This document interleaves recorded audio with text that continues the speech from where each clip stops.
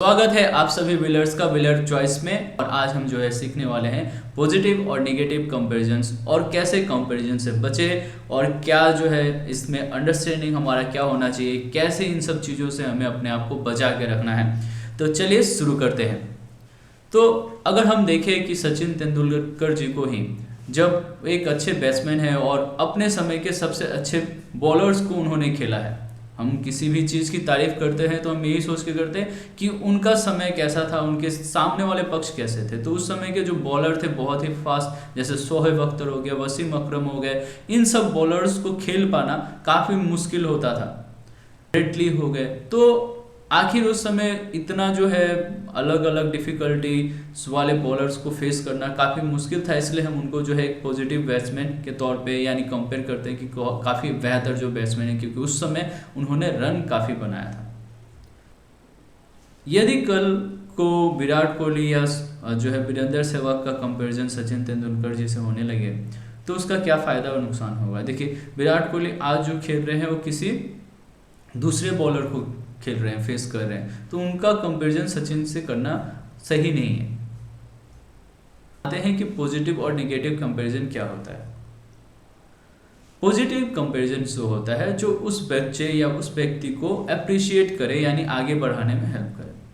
जैसे कि मान लीजिए कि कोई बच्चा, कोई आपने होमवर्क दिया या फिर कोई भी काम दिया और उसको करा, कोशिश किया और वो फेल हो गया, और उसको और कितने मेहनत करने यानी उस जो उसने एफर्ट्स लगाया उसके लिए आपको अप्रिसिएशन देना पड़ेगा, क्योंकि वो बच्चा है, उसे नहीं पता है कि क्या सही क्या गलत है। तो आप खुद ही बता सकते कि अगर आप इस तरह से करते तो आप जल्दी इस चीज़ पे पहुंच जाते, आपका समय भी बचता और आपको अच्छा भी लगता, जिससे वो क्या होगा कि उस चीज़ को मोटिवेट होगा और करेगा। अब आते हैं नेगेटिव कंपैरिजन, दूसरे बच्चों से उसका कंपेयर करने लगना कि देखो मोहन ने तो कर दिया, तुम नहीं किए, तुम नालायक हो, तुम ऐसे करते हो वैसे करते हो, बहुत सारा मतलब उसको डांट दिया। तो अपने आप को नीच समझेगा यानी छोटा समझेगा कि वो मोहन से तो कमज़ोर है, और धीरे धीरे बार बार अगर इस तरह का चीज़ें होती हैं तो वो बच्चा जो है अपने आप को पिछड़ा समझने लगेगा। और ऐसे बहुत सारे इंस्टीट्यूशन और मतलब जो कंपैरिजन जो है एक पॉइजन से, और ये आपको कैसे किल करता है इसको हम देखते हैं। ये आपके बच्चों को, आपके रिलेशंस को कैसे किल करेगा वो हम देखेंगे। देखिए, आए दिन आजकल सोशल मीडिया पे जैसे फेसबुक, इंस्टाग्राम पे अपने लोग अपने घर दिखाते हैं, और आप उसको देख के सोचते हैं कि आपका घर वैसा क्यों नहीं है। आप उनके उस छोटे से फ्रेम में जैसे 10 मिनट 20 मिनट में आप देखते हैं कितने खुश दिखते हैं वो लोग, और आपको लगता है आप लोग खुश नहीं हो, आपके पास वो संसाधन नहीं है, और आप दुखी हो जाते हो कि आपके पास कब आएगा, और आप ईएमआई पे या किसी भी चीज़ पे मतलब उधार लेके आपने वो चीज़ खरीद लिया, और आप थोड़ी देर के लिए उस खुशी के लिए जो आपने वहाँ देखा उसको खरीद के आपने सोचा कि इससे खुशी मिल जाएगी, पर उससे आपको कोई खुशी नहीं मिलने वाली है। और होगा क्या, कुछ दिन के बाद उस चीज़ को जब आप चुकाने जाओगे तो आप और डिस्टर्ब हो जाओगे, और आपकी जो खुशी थी, जो रियल खुशी थी, उससे भी आप दूर हो जाओगे, क्योंकि मटेरियल कभी भी आपको परमानेंट सुख नहीं दे सकता। ध्यान रखना है इस चीज़ को। अब आपने इससे पहले जो किया, आपने किया नेगेटिव कंपैरिजंस। आपके पास जो था आपने उस चीज़ पे ध्यान नहीं दिया, बल्कि आपने उस चीज़ पे ध्यान दिया जो आपके पास नहीं था। आपने अपने रिलेशंस को, अपने फाउंडेशंस को, अपने जो फैमिली का स्ट्रक्चर को नहीं ध्यान दिया कि कैसे आपको हेल्प कर रहे हैं। आपने उस पर ध्यान दिया जो आपको दिख रहा है, जो आप में नहीं दिख रहा है वो आप देख रहे हैं। तो बस यहीं पे फॉल्ट है। हर कोई अलग बना हुआ है, हर किसी का स्पेसिफिकेशंस अलग है, तो आप उसके अच्छे वाले गुण को दिखाएंगे तभी वो अच्छा व्यवहार या बर्ताव करेगा आपसे। ध्यान रखना है, आपको अच्छा देखना है क्योंकि आप अच्छे हो। बुराई तो दुनिया देखती है, तो आपके अंदर अच्छाई होगी तो आपको दिखेगी अच्छाई। अगर नहीं दिख रही है आपको अच्छाई, इसका मतलब आपके अंदर बुराई जो है घर बना के रखी है, आप उससे निकलो पहले बाहर। जब तक आप उससे बाहर नहीं निकलोगे आपको कोई दुनिया जो है बुरा ही दिखेगा। तो चलिए अब देखते हैं ये जो अच्छा देखने का भाव से आप कैसे आगे बढ़ सकते हैं। जैसे यदि आप अपने आप में अच्छाई देखते हैं तो आप अपने आप को अप्रिशिएट करेंगे, यानी अपने आप को प्लीज्ड करेंगे, यानी अपने आप को सुख देने का कोशिश करेंगे, अपने आप को बेहतर बनाएंगे। आप आनंदित रहेंगे तो जो भी काम करेंगे वो आपका बेहतर काम होगा, उसमें आपका मन लगेगा। चाहे आप पूजा कराते हैं, आप डॉक्टर हैं, आप इंजीनियर हैं, जो भी प्रोफेशंस में हैं, यदि आप खुश हैं तो उस कार्य को आप बेहतर करेंगे। इसलिए खुश रहना जरूरी है। और खुशी पॉजिटिव कंपैरिजन से आती है, अपने आप को अप्रिशिएट करने से आती है, अपने काम को अप्रिशिएट करने से आती है। और जब आप अपना काम अच्छे से करते हैं तो खुशी अपने आप आपके अंदर से आती है, आप प्रसन्न रहते हैं, आपके चेहरे पे एक चमक होती है। तो उस चमक को बनाए रखने के लिए हमें खुश रहना जरूरी है, और उस खुशी को बनाए रखने के लिए हमें खुद को मोटिवेट करना जरूरी है, अपने आप को अप्रिशिएट करना जरूरी है, यानी अपने आप को प्रोत्साहन देना जरूरी है। प्रोत्साहन मतलब अपना जो भी काम कर रहे हैं, जो भी हम हैं, हम खुश हैं कि हाँ हमें भगवान ने इस तरह का जीवन दिया, हमारे पास इस तरह की क्षमताएं हैं कि हम ये कार्य कर सकते हैं। इस बात के लिए हमें खुशी होना है, हमें इस बात के लिए भगवान का शुक्रिया अदा करना है।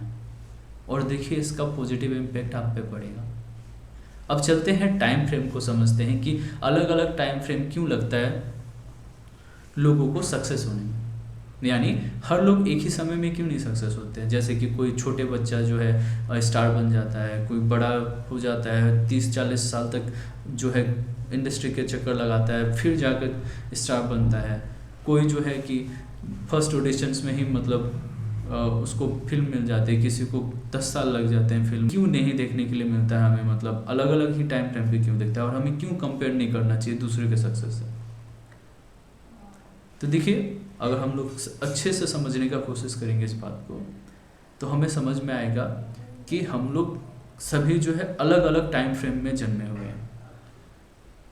एक इंस्टेंट जैसे आप मान लीजिए मैं ही जन्मा हूँ, तो मेरा एक टाइम है, डेट ऑफ बर्थ है, उसमें एक टाइम है कि इतना बज के इतना सेकेंड में जन्मा हूँ।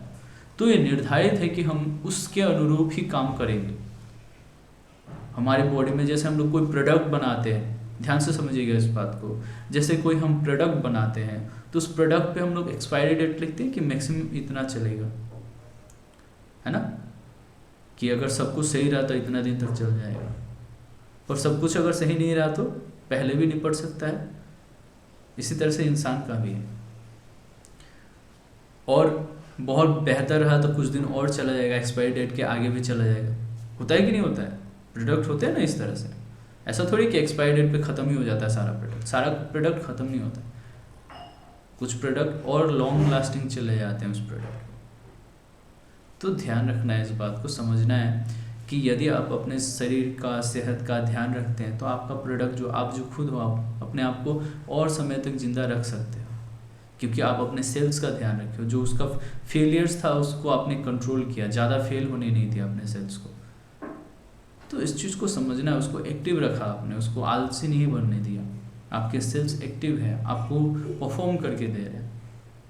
तो इस चीज़ को समझते हुए ये समझना है कि यानी जो हम लोग सोचते हैं कि इतने समय में मृत्यु हो जाएगी, इतना वो है। देखिए आप क्या कंज्यूम करते हैं, आप कैसे लोगों के बीच रह रहे हैं, कैसे काम करते हैं, तो इन सारी चीज़ों का आप पे प्रभाव पड़ता है, और उसके अनुरूप ही आपका जो है डेट डिसाइड होता है कि आपको कब मरना है। तो यदि आप खुश रहते हैं, आप अच्छे लोगों के बीच में रह रहे हैं, अच्छे काम कर रहे हैं, अच्छी बातें कर रहे हैं, तो आपका लाइफ और ऑटोमेटिकली इन्हेंस हो जाएगा, क्योंकि अब आपके जीवन से दूसरों को भी जो है कि एक बॉन्ड मिल गया है, और वो भी उस चीज़ से मोटिवेट हो रहे हैं और आगे कुछ करेंगे, बेहतर करेंगे। तो इसलिए आपका बेहतर होना जरूरी है।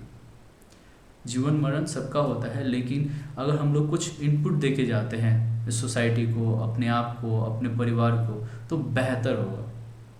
इसलिए ध्यान रखना है कि चीज़ें बेहतर करने के लिए हमें पहले अपने आप को इम्प्रोवाइज करना है, और इसके लिए चैलेंजेस लीजिए।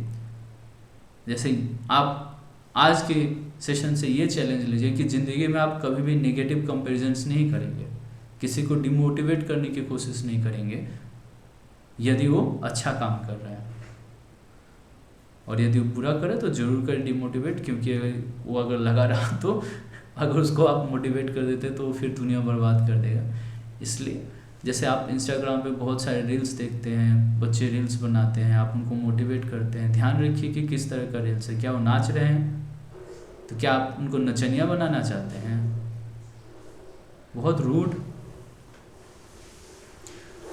लग रहा होगा, लेकिन फैक्ट तो यही है। डांसर बनाना है तो आप उनको अंदर रखिए, अपने घर पे रखिए, वो डांस करे, उसको प्राइवेसी मेंटेन करिए। जब वो डांसर हो जाते हैं, जब जो जहाँ पे उनको परफॉर्म करना है वहाँ पे परफॉर्म करते हैं। इंस्टाग्राम पे क्यों परफॉर्म करना है उनको? इंस्टाग्राम पे किस तरह के लोग आ रहे हैं, क्या देखना चाह रहे हो, आपको पता थोड़ी है। और अगर यदि आपका बच्चा उस सब चीज़ों से इंटरेक्ट हो जाता है तो सोचिए कितना बुरा होगा। आप जब मैनेज नहीं कर पाते हैं, कोई कुछ बोल देता है तो आपको ख़राब लगता है, छोटे बच्चों पे कैसा इफेक्ट पड़ेगा। तो इस चीज़ को ध्यान रखना है कि अपने बच्चों को मोबाइल कम से कम दीजिए। डिवाइसेस जो है, जो भी ऑनलाइन इंटरनेट, इसकी ज़रूरत नहीं है उनको। यदि होती तो मैं कंटेंट बनाता उनके लिए ज़रूरत नहीं है, आपको ज़रूरत है। तो फैक्ट को समझिए कि किसको सीखना है, आपको सीखना है, तभी तो आप आपके बच्चों को ख्याल रखोगे, उनको सही से समझा पाओगे चीज़ें कैसे काम करती है। यदि आप ही नहीं समझोगे तो दूसरों को, यानी दूसरे छोड़ो, अपने घर को कैसे संभालोगे। तो कंपैरिजंस करते समय ध्यान रखना है आपको। तो उम्मीद करता हूँ आज का सेशन आपको पसंद आया हो, और यदि पसंद आया तो कृपया करके लाइक और सब्सक्राइब करिए हमारे